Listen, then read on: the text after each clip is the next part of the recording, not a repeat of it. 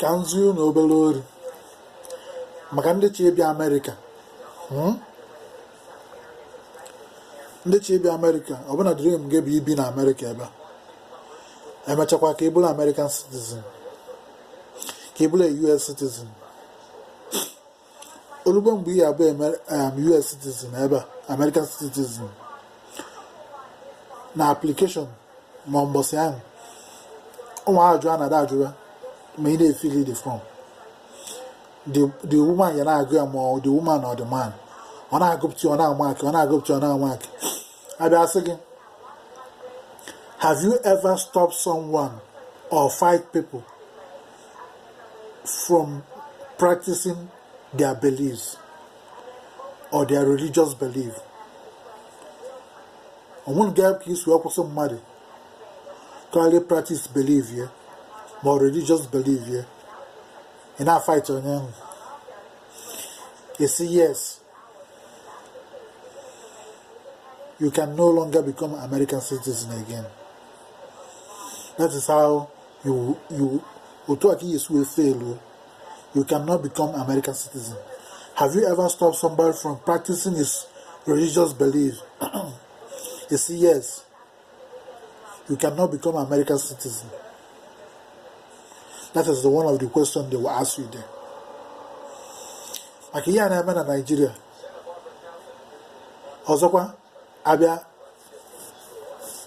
ọgwụ ihe ọzọ ihe agụtakwu na dị akwụkwọ asị gị what is freedom of religion? What is freedom of religion? Freedom of religion is you can practice a religion or not practice a religion at all. On our freedom of religion.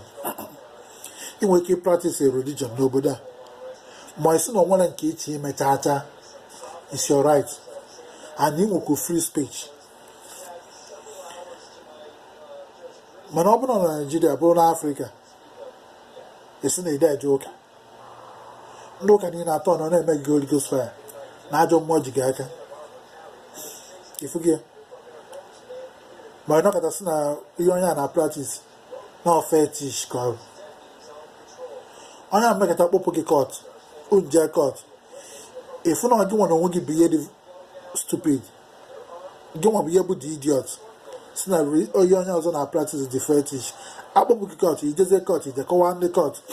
You are not believe on ya, or you are not practice. No fetish call. On ya that commit crime. Or commit to a crime, you are not practice. Or that cause also. No crime. He didn't commit crime. Or that put tax, and they obey the law. Abide by the rules and regulations of the country. Or obey the laws of the United States. Then because of his religion or because of his belief, it's no yen and me and easy. Here, Japan girl. So, my candy be over there. Yamalo Yeni na men in Nigeria. It be in Nigeria. Oya there joker, and maybe Holy Ghost fire. Anaka pastor kunye, the attack and dominant. Fade kunye, the attack and dominant. Why and dominant uncle? Yama Juabu no yan in Jinsu. Obno Budomwa law, most people hunting in the Hanon and Gabay now. They will all be in jail. And what do you believe in Mother Maggie? And what do you know on practice Maggie?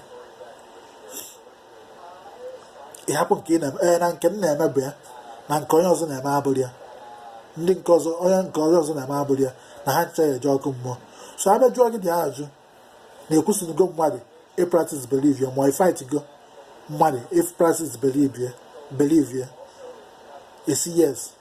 Near what you have now, consult you as again, our consult again. Na non-believers demand American cause. No to be non-believer. And I didn't American Kaya Jokum more. Only American Jenny, whatever go Jenny, only American Kaya Jokum more. You can never become American citizen again. If we are nobody now supper, you are not our practice. Religion on yours. Each practice religion, fine, chocolate practice simba. Always so many people never want the hand in my charter. That is why even a public school ever, I didn't bear charter. Because he is like Bible charter, but na ọ bụ na asị ka ekpere ekpere ịma na onye ụka ya ejebute nke si nọọsụ ụka ka anyị na-ekpe ka ezigbo ihe mere maka ndị Muslim nọ na ya ka eme maka ndị Hindus nọ na ya ka eme maka ndị Buddhist nọ na ya ka eme maka ndị free thinkers nọ na ya na ha esokwu gị wee kpee according to nke ị na-ekpe so na ihe mere na-ejiri ekpecha acha ị na-alụzi ebe gị gbalụ nke gị na ndị be gị na-eme gbalụ nke ị kwetara na ya emebe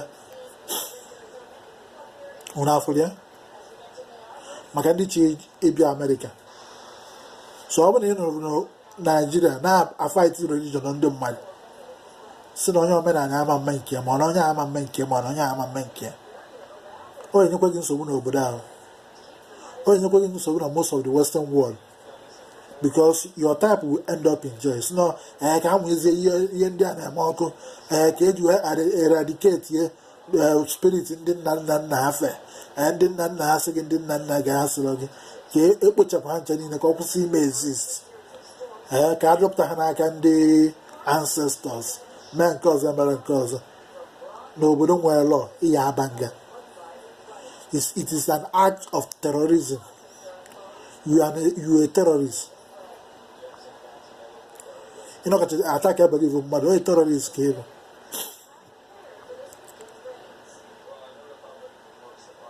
ọkwa ya bụ ya nsị ka m kwuo na ịmarụ nke ị na-eme ị na-akwụba aka gị ọtọ kwụsị ịkọtọ nke onye ọzọ na-eme nwere ihe nke onye ọzọ na-eme ma gị it didn't stop you from practicing yours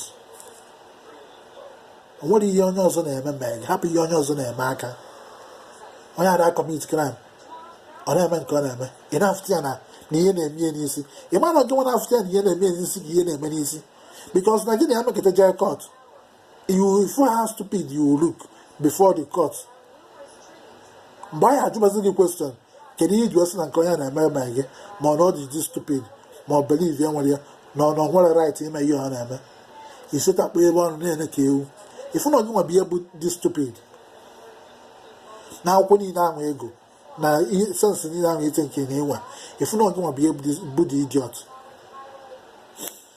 so ihe m eji mechie okwu taa freedom of religion you can practice a religion any religion or not practice any religion.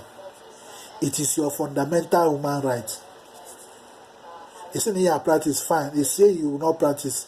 It is your right. It is no one's business.